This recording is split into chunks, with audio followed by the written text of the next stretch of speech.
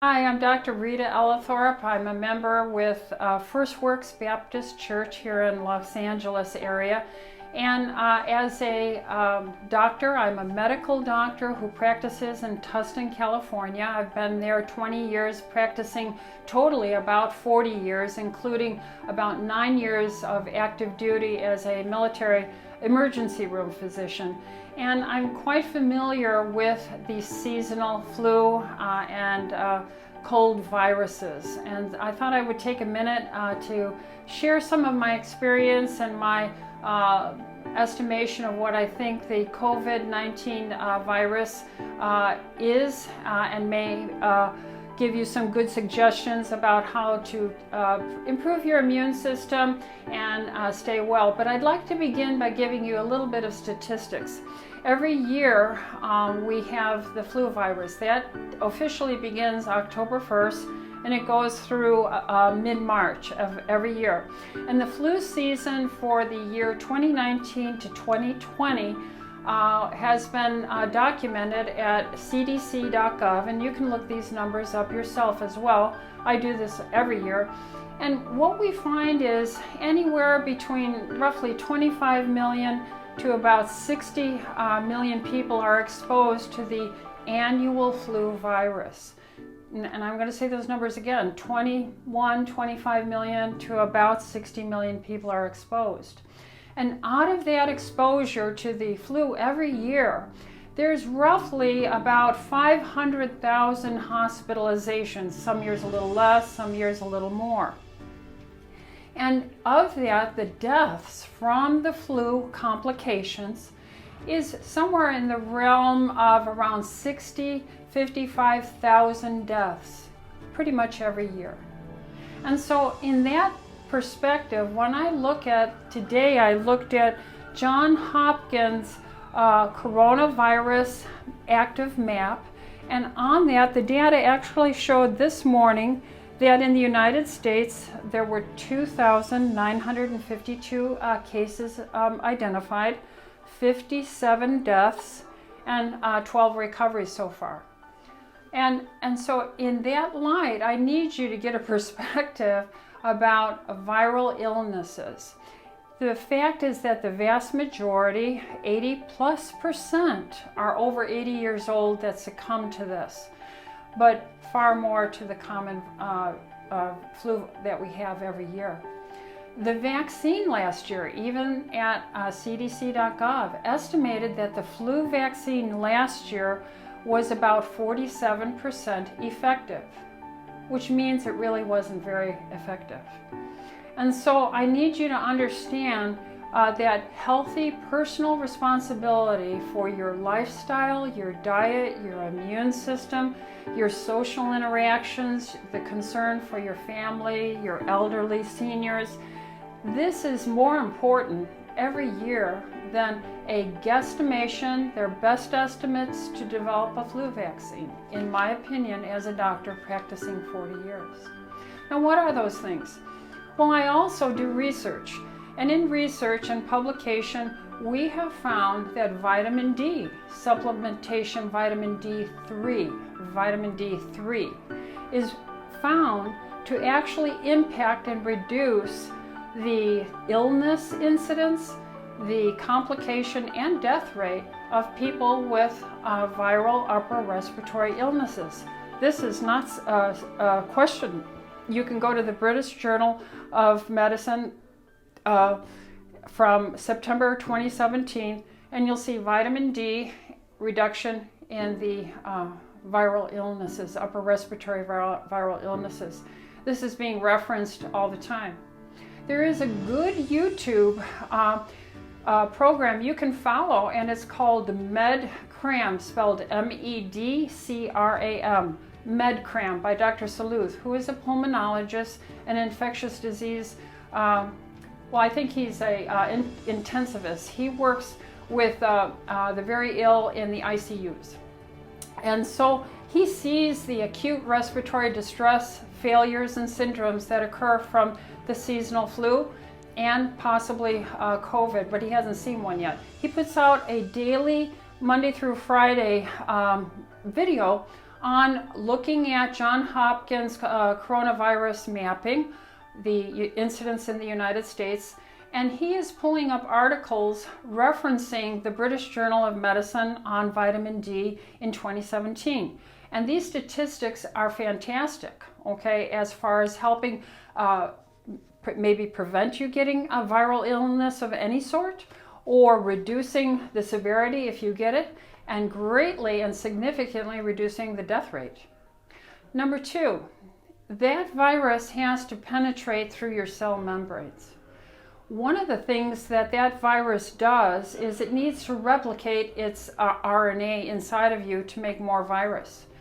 One of the things we found, and God is so wonderful the way he does this, zinc, good old-fashioned, the healthy mineral and nutrient zinc, has been found to stop the RNA-dependent RNA polymerase enzyme that replicates the coronaviruses.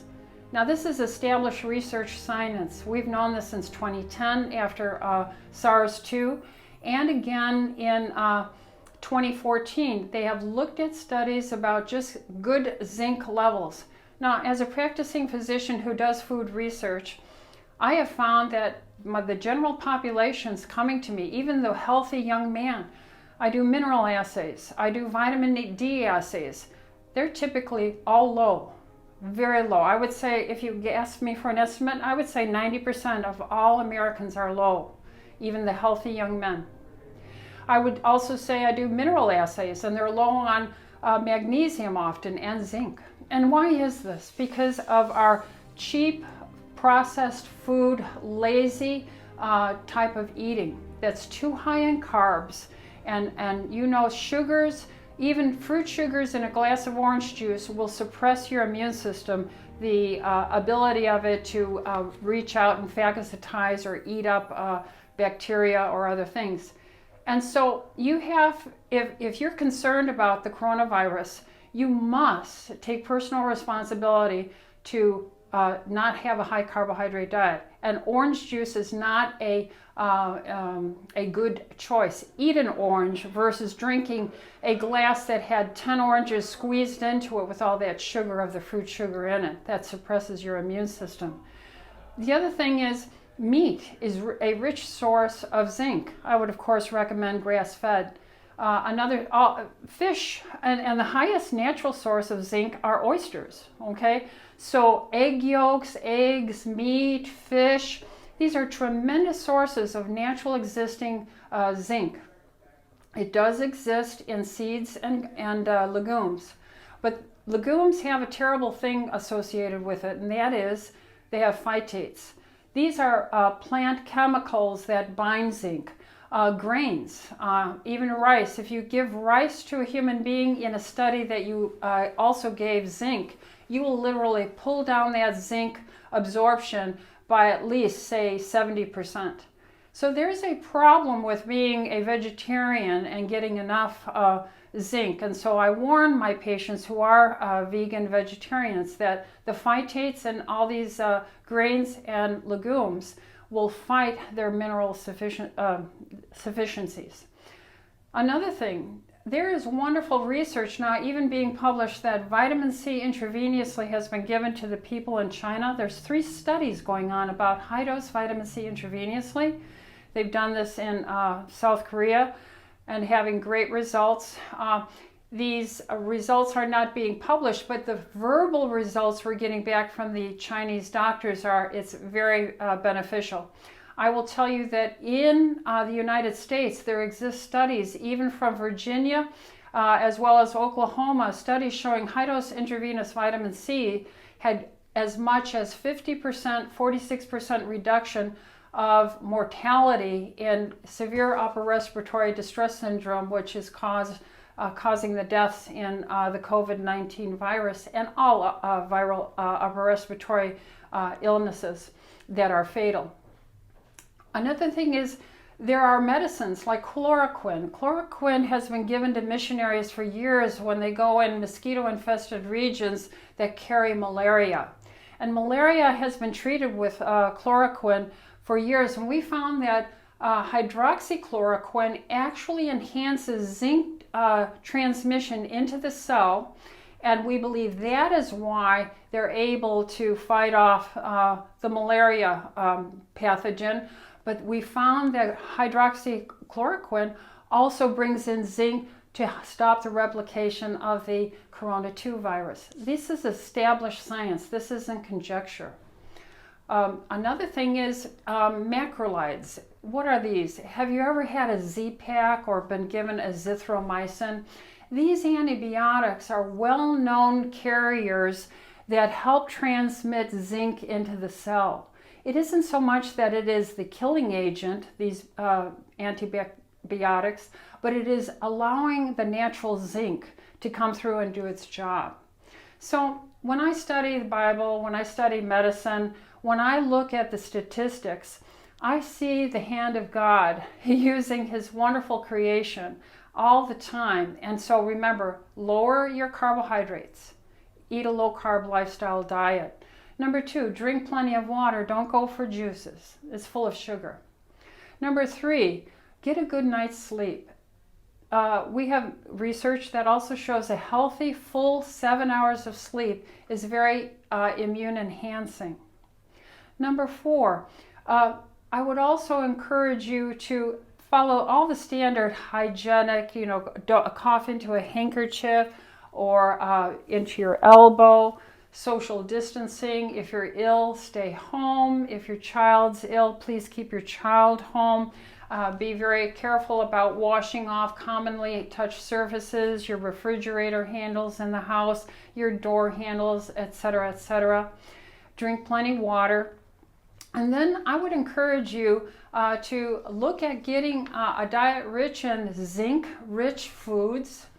If you were to become ill, we would encourage you, if you have a fever, you are coughing, and you feel concerned about your ease of breathing, call your doctor or call the emergency room rather than just showing up in advance so they can help triage you. That's what I'm personally doing with my patients, and I put out my video to my own patients so that our doctors, we work with 5 in my clinic, we triage and we help them to, once you practice medicine many years, you can hear over the phone how things are going, and we can ask questions whether or not we really think you need to come in or whether you can just do healthy, simple flu viral management skills from the home. I would encourage you to get vitamin D3. Vitamin D3 and at least 5,000 international units, and take that every day. I would encourage you to do that all year long. And just remember, it is in the winter seasons that the sun angle and the light of the ultraviolet light to hit our skin that helps us make vitamin D is diminished. And that's when the flu season always hits. So I would definitely start every September and carry it through to April every year, taking your vitamin D, 5,000 D3. Zinc is in the food, but you can get it in a over-the-counter, and that should be as a chelate. Don't get zinc oxides, and don't go for high-dose zinc. I would say a good zinc supplementation, if you do buy it over the counter, 5 milligrams is good enough.